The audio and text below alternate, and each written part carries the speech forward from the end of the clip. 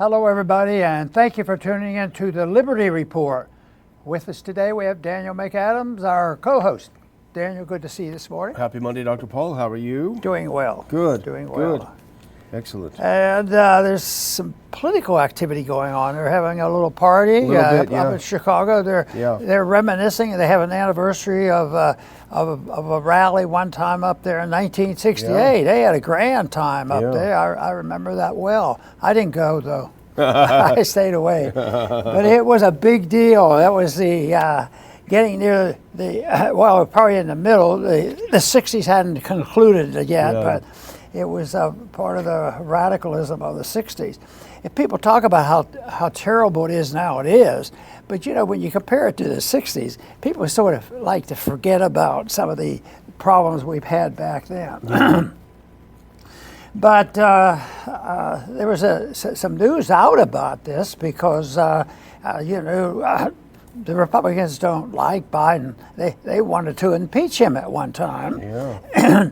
Guess what? The Republicans finally got hold of the House, and what do? You know, Trump has the record, impeached twice. Yeah. So, but they might have had as much on Biden. Matter of fact, quite frankly, I think they have had twice as much stuff as they did on Trump, because a lot of that was just pure makeup. But the House had an investigation after they took hold of the House. It's been going on for a long time, and it seems like it was very, very important because most of the country already knew it, but they did it, and they confirmed the fact that Biden may be involved in illegal activity, and yet it didn't seem to hurt too much politically. But the family was involved. I didn't know that's the way it worked. That's a shocker. But the headline on Zero Hedge: House concludes that Biden actively participated, that's serious, in impeachable offenses, except it's too late to impeach him. So we can't do anything about that. But anyway, it does make news, and but I don't think anybody is surprised there was enough evidence of that, and yet the media has to work harder. They're probably annoyed that they have to work so hard because Trump gets away with everything. He keeps telling the truth and he gets away with it. Yeah. The media is hysterical over all this, but I think it has to be analyzed in context of what's going on. He did a lot of his bad stuff when he was the vice president. So. But Kamala was a worse vice president than he was. Well, so that's doing something. But there's some people, and I think you sort of lean in this direction, where the activity we've had recently has been a coup. People are using it, but you were the first one I heard use the word in this instance. But the coup was the takeover without a vote. Yeah. When they list all the things and all the votes, and then, well, how many votes has she gotten over the years? 0. Yeah. It's the most amazing story ever, and I think the proper word, it was a coronation. Yeah. It was announced, and that was it. No votes, but it'll be interesting to see, because I cannot believe. I think they said.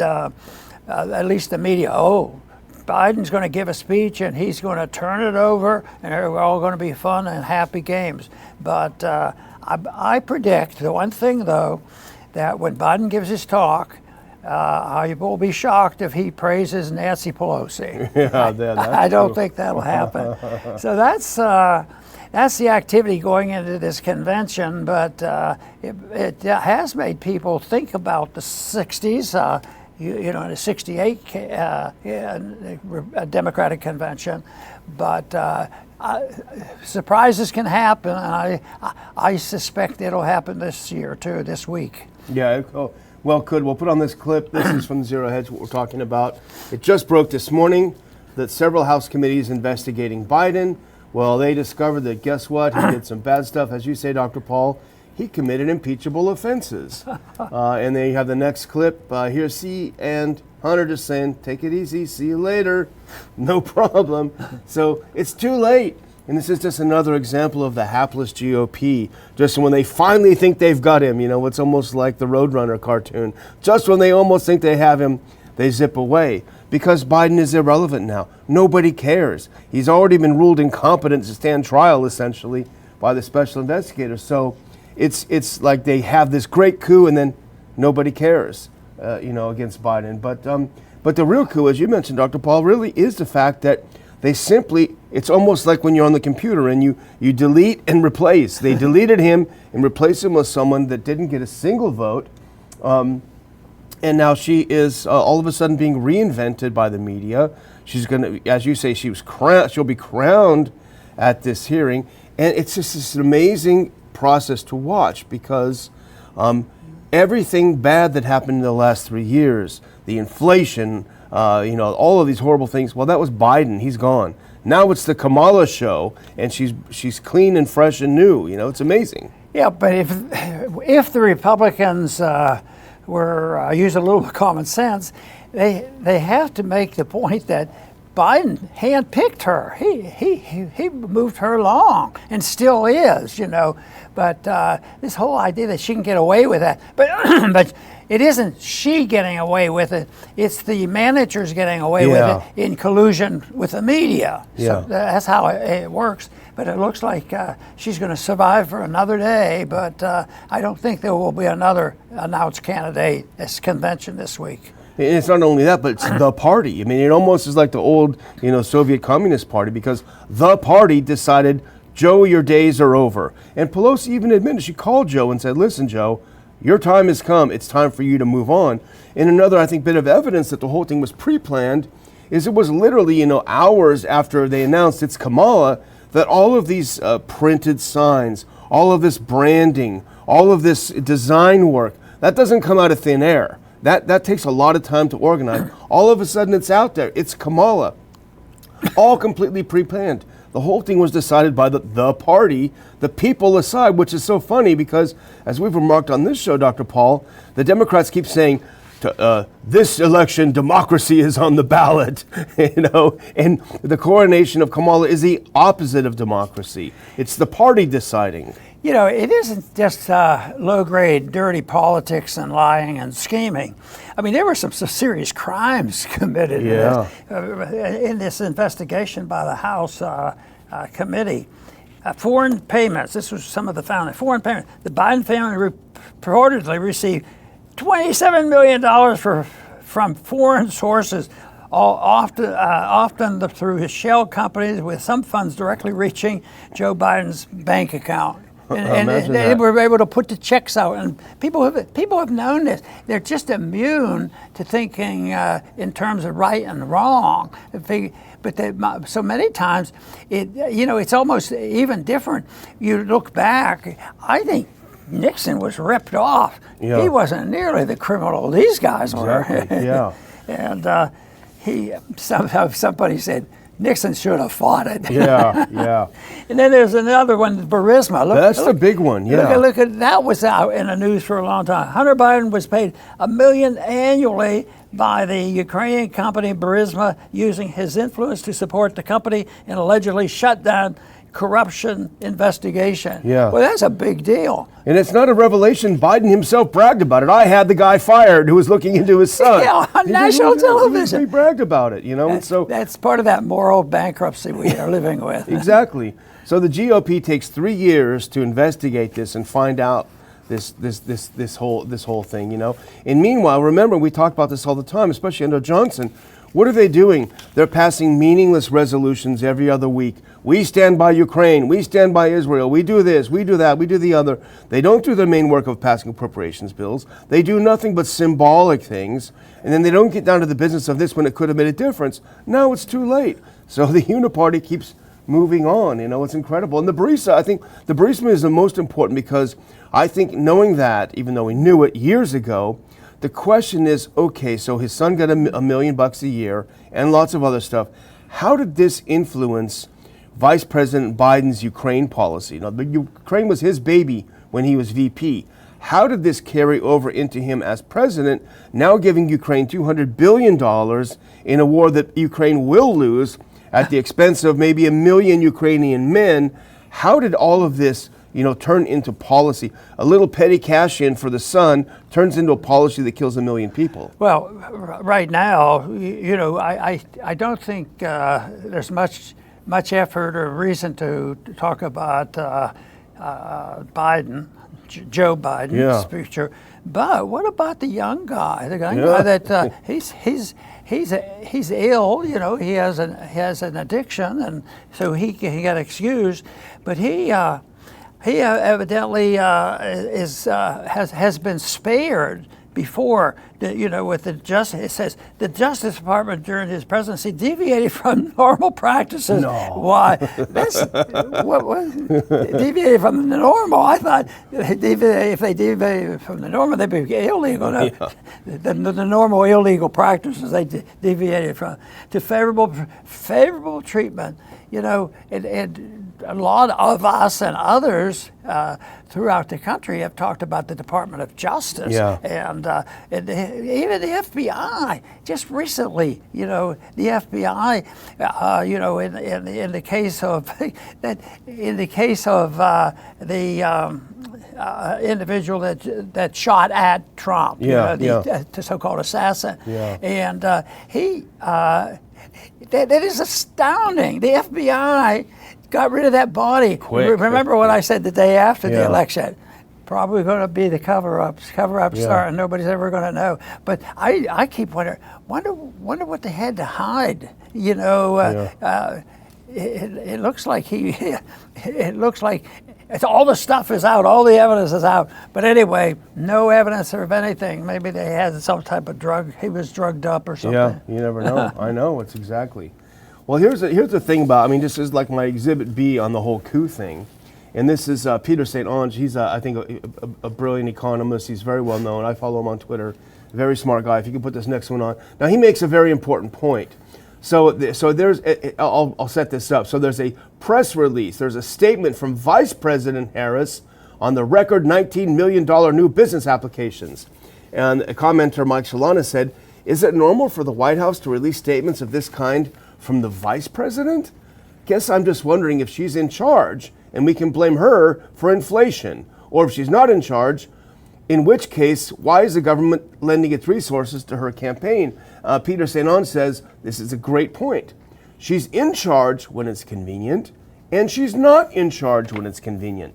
The buck stops wherever it's convenient. And that's the beauty of the Kamala coup, because she's not responsible for the bad stuff, only for the good stuff.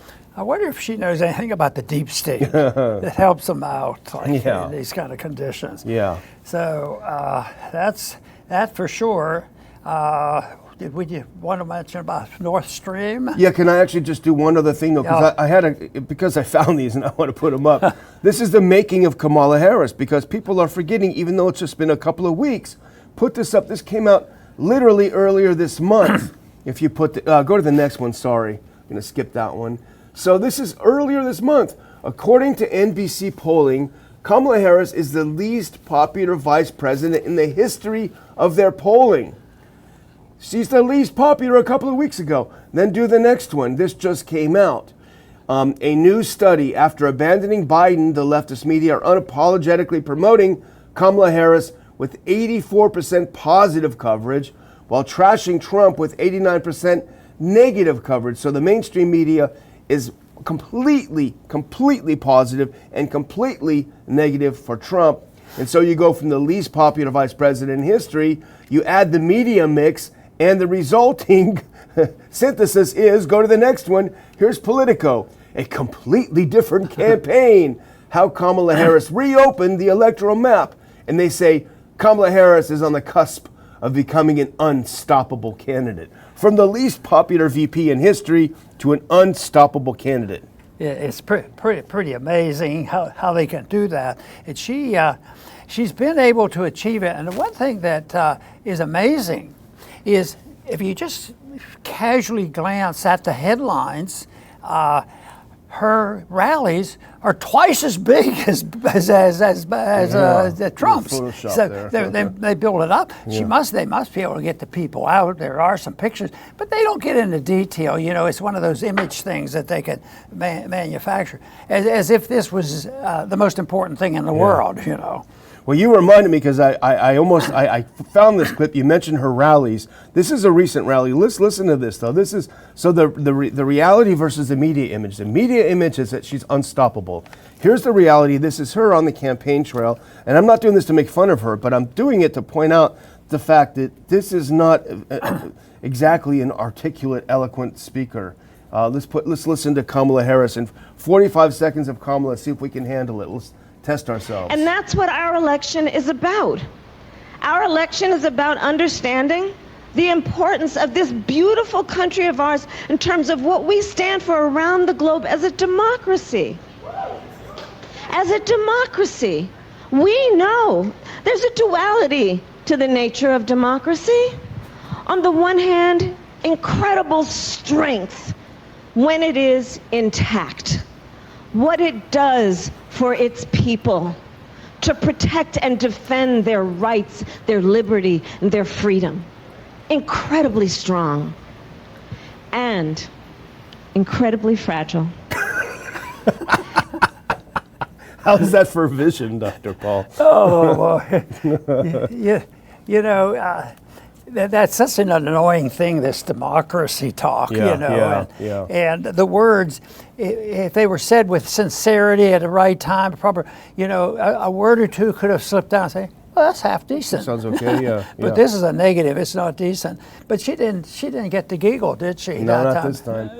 She made a funny phrase, interesting phrase, the duality of democracy. And our friend Jeff Deist actually commented under this saying, that means that sometimes the wrong people win, and that's what it means. There's a duality. And sometimes they ignore the fact that how can you put imperfect people in charge of everybody, so when the mistakes are made, everybody suffers rather than just the individuals. Absolutely. So yes, that's democracy. Dictatorship of the democracy. Make her queen. Crazy stuff. Well, Trump says crazy stuff, but that takes the cake. Well, let's move on then. Let's talk a little bit about Nordstream. There's a big report came out on Friday. I think it was Friday in the Wall Street Journal. Now, we covered the Cy Hirsch reporting last year or whenever it was, where he had a pretty good report about the CIA working with the Navy SEALs to blow up Nordstream 2. Well, the Wall Street Journal came up with their own investigation. Now, put it up if you can. Skip ahead a couple to that Wall Street Journal article. If you can see it's got a picture on it. Here it is. So this is what they came out with, Dr. Paul. A drunken evening, a rented yacht.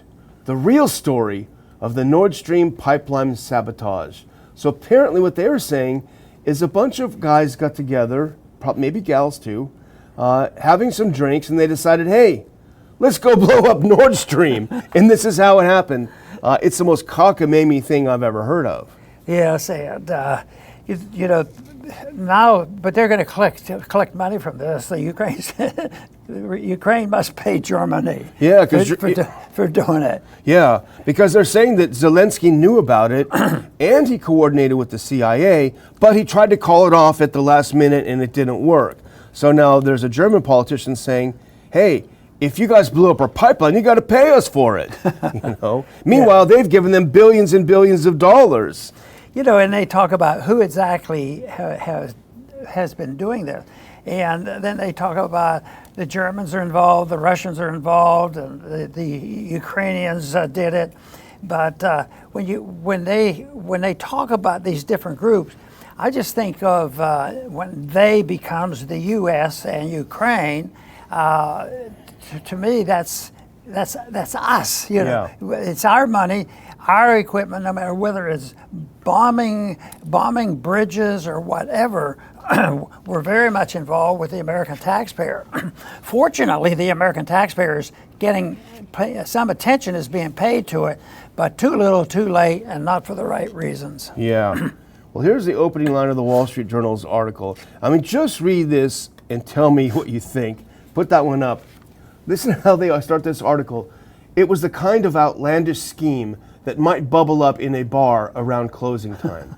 This is one of the most sophisticated intelligence operations in history. This is one of the most sophisticated acts of industrial terrorism in history. And they want us to believe that a couple drunks got together in a bar and planned this entire thing. You know, it is so preposterous that it's almost funny. And in fact, Lavrov points out, if you go to the next one, the Russian foreign minister says, come on, man. Lavrov says it's clear that the U.S. ordered Nordstream attacks, demands answers from Germany. So the idea that, you know, you can plot some things while you're drunk, maybe you let the air out of someone's tires. I don't know what people do in bars. They plot some things like that. But plotting, hey, let's go dive to the bottom of the Baltic Sea and blow up a pipeline. That doesn't come up very often in bars, I don't think. See, we've been talking a little bit about a coup, and that has to do with how Kamala took over, and no votes at all, but the transfer of power has essentially occurred. Actually, it's not transfer, it's just a figurehead recognition of those who are really in charge. Yeah. But I think it goes back to the coup that I've talked about, the coup that occurred in the 1960s, especially with the Kennedy assassination, because it's still the CIA and the FBI. I mean, the FBI is still involved in this stuff. The most recent attempt to kill Trump. So they're involved in Secret Service, CIA, FBI, and they're here to protect us, right? Yeah, they're here to protect us, and they're there to run the government and participate in where the real power is. And that's a great point too, because you talk about the FBI and the role in the CIA and the deep state in the coup, and we haven't mentioned this on the show, I don't think, but last week, two prominent critics of Biden's Russia-Ukraine policy got a little visit from the FBI. Our friend Scott Ritter. The FBI came and they stole all of his papers. They stole everything he had, going back from when he was the chief weapons inspector before the Iraq War. They took it all. And then they also went and they raided the house of Dimitri Simes, who was, we didn't talk about this, I don't believe, but he was the president of the Nixon Center, the National Interest, kind of the leading journal of the realist school. He was an aide to President Nixon. It goes that far back. They raided his house too. Now he's a prominent critic of the Biden administration's policy. So they are using the FBI, they're weaponizing it to go after their critics, I think. It's pretty clear. Yeah, well, Trump's house was sort of raided by government. Same thing, He's filed a lawsuit, and a big one. But my guess is the odds of somebody paying Trump for the injury that they put him through probably pretty slim. Yeah. But at least he's not going to let it lie. And that's people should, better late than never, and that's why I think it's so important to document these things. Even say, well, they lied, it's over, but that's last year, and the assassinations of the 60s, not important, and they go into something else. What we have to do is decide who's going to be queen, Biden's a crook. Let's just move on, though. No reason to do anything. Horrible. Well, I just want to do a little bit of a lighthearted thing before we close out, Dr. Paul, which is AI can be a mixed bag, but sometimes it's funny. And here's a poster on Twitter X who put up this AI image, if you can find that, an exclusive image of the drunken Ukrainian diver placing the bomb on the Nord Stream pipeline. You see him down there with his bottle of whiskey. So that's a pretty funny AI photo about it. But I'll actually seriously close by reminding everyone on Monday, Dr. Paul, it's just a little over a week and a half from our conference. I've been pulling my hair out all weekend working on the schedule, on the program. There's so much to print, so much to do, but we aren't going to do anything if we don't have our audience. And I'll put up that last clip if you can, because here is our final outline. This is not in order, but these are the people who are speaking and what they're speaking about. If you watch the Liberty Report, you will recognize a lot of these things because we talk about them a lot, and that's why we want to find the best people out there to talk about them. Food freedom, medical freedom, your rights, the free speech, military power and foreign policy. It's all going to be there in a great day at a great price, including lunch and coffee. You can't beat it. I believe the price is $85 for a full day for all of these speakers. I look at a lot of conferences, Dr. Paul, and how much they charge, and they're $300, $400, $500 and more, but we want, our whole purpose And what we do with the Ron Paul Institute is to continue the Ron Paul movement. So that's why we're not looking to cash in on these. We're looking to bring people together, and that's the point. So I'm going to put a link in the description and hope you'll be there with us to help move the revolution forward. Very good, and I'm looking forward to our little gathering next week. So this to me is exciting, and it's also important for us to continue to send out the message that we so strongly endorse, and that is the message of liberty. And we have a platform and several people to talk about a liberty platform, and we could talk about it for a long time. You know, the one thing our Constitution, U.S. Constitution, was recognized. It wasn't 120 pages and this sort of thing. It was simplified, and ours, you know, the Liberty platform is going to be simplified compared to many others. But I'm even going to go to one step further, because I like to narrow it down as I can. So I picked up 3 items that I think if we do A, B, and C, underneath each one you can put as many things as you want.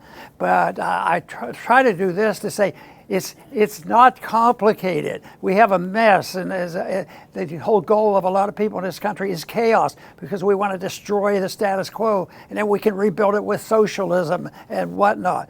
But yes, we'll have chaos, and I don't think we're going to prevent it from occurring because we're in the middle of it. But then we have to know, what can we replace it with? So some might just read 3 points and then decide to read all the details. But I don't think the answers are complicated, especially you know, if you look at the monetary issue and other things. So I'm looking forward to the conference, and I'm sure everybody's going to have a good time defending freedom. I want to thank everybody for tuning in today to the Liberty Report. Please come back soon.